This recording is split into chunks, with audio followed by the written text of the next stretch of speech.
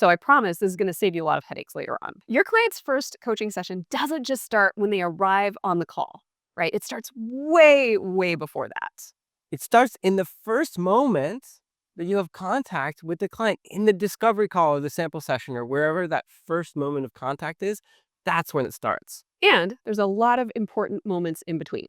So we're going to cover that in this video series. It's going to be a video interview with me about how I do it, and then a video interview with Peter, another video. So make sure to subscribe in the next one because we do it differently, but they're going to teach you how you can do it. And it's going to cover a lot of the really important steps that a lot of coaches miss. If you're not preparing your clients adequately before that first session, you're missing a huge opportunity to set them up for success and to set your coaching relationship up for success. I'm Peter.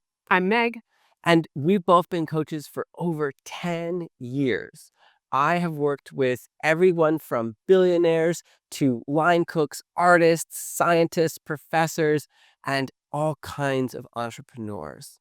And I've worked with everyone from professors at Ivy League universities to the US Space Force to space companies out in LA to stay-at-home moms, a whole variety of clients. Megan and I have both also run coach training schools and run between us thousands of workshops over the last decade plus. We're excited to share how we prepare and set our clients up for success. So Meg, I was so excited to learn more about how you do this process. Can you walk me through a little bit of how do you prep that client for that first coaching session? Right. Well, I think it's about prepping the client, and I think it's also about prepping me to serve the clients because we both want to feel confident walking into the first official session.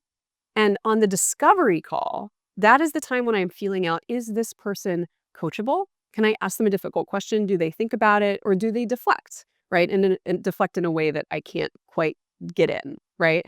Can I give them a coaching question and will they consider it and answer it? Because those are the best coaching relationships for me. The other thing is, do I believe in what they're doing? Do I genuinely like this person? Because I just serve clients better that I really like. And I know within 15 minutes if I really enjoy someone. So we've got the discovery call, right? And that's our time. Are they coachable? Do we get along? How does it feel? And then at the end of the discovery call, which I know is different than how you run your discovery calls, I get a yes or a no, right? We talk about the prices, we talk about the coaching structure, and then they say yes or no. So you do a full coaching, you do a coaching session, and then you set aside time to talk about all your prices and have them get to a yes or no? I wouldn't necessarily call it a full coaching session, but it's a tell me your goals, what's in the way, what are you hoping to get out of a coaching relationship, why you're interested in work with me as a coach. So I'm asking coaching questions, but it's Not like a classic. not a classic session. And you do that all in an hour? Yeah. Wow. Yeah. That's so fast. It's super fast, but I typically have a really good intuitive sense nowadays of whether it's going to be a good client relationship. And every time I've gone against that sense, that's worked out very well. So you do the discovery call. What's the next step on your side? And do you give anything to the client? Give us a little bit of sense. Yeah. So I send them a contract, and the contract details how we work together, what they can expect from me, and what I expect from them. Because I'm not afraid to fire a client. If they're not showing up, then they're not going to get results, right? And that's not in their interest to pay me. So I outline that very carefully in the contract, and I assume they don't read the contract, which is important. Because I assumed that they might not have read the contract closely and they might not have read the welcome packet closely, I go over all of that in the first call as well, which is a separate video, so stay tuned. I also send them a link to a coaching folder that has all of the information that we track. It has a welcome packet that repeats a lot of the information in the contract, and it also has a questionnaire.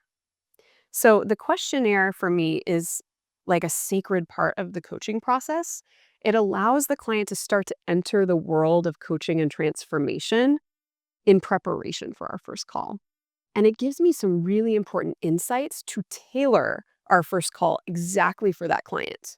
Because I want that first call to really resonate for them and knock it out of the park. And I don't want to give examples like, oh, well, imagine if you were building your business to 10K. If I read through their questionnaire and their goal is to build their business to 4K a month, let's say, in the call, I'm going to cite that specifically. Like, hey, I know that you want to build your business to 4K. Let's talk more about that. So it's a way to also build your relationship with the client such that they trust you more going in. So I have them fill that out and I say, finish it at least 48 hours before our first session. I have a question. What are ways that you've like mistakes that you've encountered along the way and like how you've optimized your process to account for that. Yeah. So I want clients when they show up on the first call to feel like they're coming into a very well-established container that is safe and organized. It's really important for me because when I was starting coaching, that was just a huge sigh of relief. Like I had never truly gotten organized around my goals, and to go into a container where suddenly someone had their eye on what I was doing and wanted to meticulously organize me around it. Oh, it was so nice. So when I first started coaching, I didn't have the specific coaching folder for them. And what I found was that they having that coaching folder and giving them something to go into was a huge relief. And I'm so glad you asked because what I didn't mention is I always send a follow-up email after we have that discovery call if they've said yes. And the email thanks them for their time. It says, here's a link to your coaching folder. And I link it in there and I give them all the directions. And that way they know where it is and they know what to do before our call. So clients come to our first call feeling super organized, having already answered a lot of the questions that are on their mind about like, what do you want? What's in the way? And it gives us a beautiful place to start because as I read through their questionnaire, I also get a sense of, oh, do we need to more clearly define this goal? Oh, maybe on our first call, we should talk more about this block that they have. It really shows me the starting place for the clients because on that first call, people often come in and aren't quite oriented as to how it works. We haven't answered the question about like, what is a coaching request? What am I expected to do on these calls? And that allows me to run that first call with them with a little bit more of a heavy hand than I run the rest of those sessions. What I mean by a heavy hand is that I bring the topics that seem the most relevant to our coaching work together. So I'll say, great, in your intake form, you identified this is a block and this is a goal. And what I'd like to do to get us started today is to dive more into this goal and clarify it and talk through one of these blocks that you have. How does that sound?